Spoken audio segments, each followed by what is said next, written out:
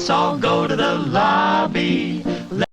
Hey, welcome back everybody, and today I'm going to be doing my spoiler review of Thor Love and Thunder. So if you have not seen the movie yet, hit the like button, go see the movie, then come back and watch this video. So just letting you know, I was never really into Thor when I was reading comics as a kid, but I had zero expectations for the first movie. I was kind of like, I really don't care about Thor. But when I did see the first movie, I was actually really impressed because I had very little expectations. I really didn't care for the second film. However, I really did enjoy Thor Ragnarok. I really did enjoy the humor. I liked all the characters involved, and I really liked the musical score. And I also really liked the blend of humor, action, and also the rock and roll soundtrack. Some people did not like this, but I knew a lot of other people did because it was just a fun and very overall entertaining movie. And I actually really dug it. And after this film, I really enjoyed the Thor character even more. And when we got this scene in the Infinity Wars, I was like, yes, this is awesome. And the last time we saw Thor was with the Guardians of the Galaxy, and I was kind of hoping the next film would be about this team. Unfortunately, that didn't happen. And I definitely think that's a wasted opportunity. And I was pretty excited to see this movie because I actually started to become a Thor fan, at least in the Marvel Universe. And I was even more excited because Christian Bale was going to be playing the villain. You know, with Christian Bale, he's going to be bringing his A game. So like I said, spoilers, so turn back now. I really wish this movie was broken into two movies. Because we're introduced to this villain played by actor Christian Bale, and he's named Gore the God Butcherer. The movie opens up with his story and also the reason for his motivation to become Gore the God Butcherer. And when you're watching his performance, you're like, okay, I understand what's going on. And you definitely understand Gore's motivation for his decision. And you're kind of like, oh, things are going to get bad for our heroes in this movie. Natalie Portman returns as Jane Foster to the movie, and we find out that she's actually dying of cancer. She's running out of options and doesn't know what to do, but she starts thinking maybe Viking magic could help. So she makes it to New Asgard, and Thor's broken hammer that's on display, you know the hammer, Mjolnir, releases its magic, and now she becomes the almighty Thor. And yes, it actually happens that fast in the movie. I'm not sure if they actually say how long she was the almighty Thor before other Thor gets there, but it seems relatively quick. And that's one of the reasons why I wish the movie was longer, because we didn't get really a montage of her training or anything like that. And you're probably thinking, well, it's supposed to be a surprise. Well, no, because they showed it in the trailer. And we find out every time that she uses Mjolnir, it's actually killing her quicker. Kind of like how in the first few Iron Man films, every time he used the suit, it actually was killing him too. However, that took about 3 movies. And they're trying to sum this up in an hour. So Jane has been absent from the MCU what feels like almost like 10 movies. And I feel like we've all kind of written her off or just assumed that she rode off into the sunset. And with her in this new movie, since she's been absent for so long, it just felt very, very rushed.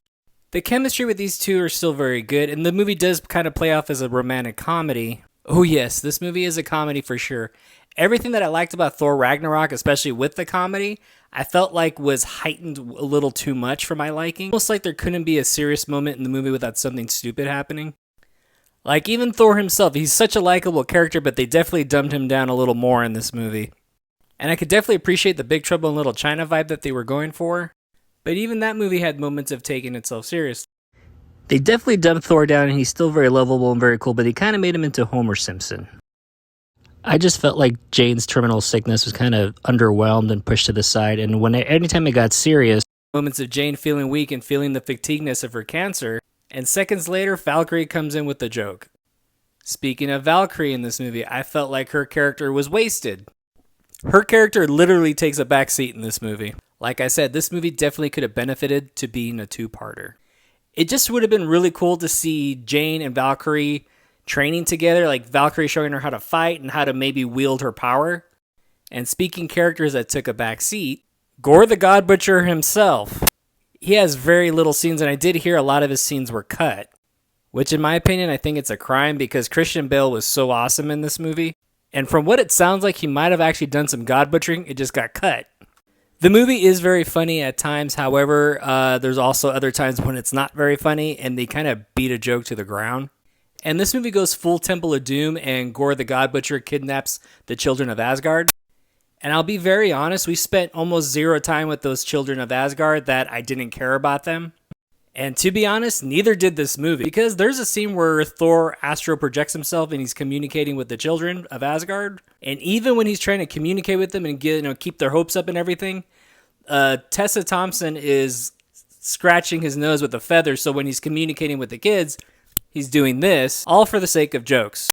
So yeah, nothing is taken seriously here. And we finally get the final battle, and it's over. And to me, it felt like this character was only there to cash out her chips, and that was it. At the end of the movie, I was like, well, you're almost pointless being in the movie.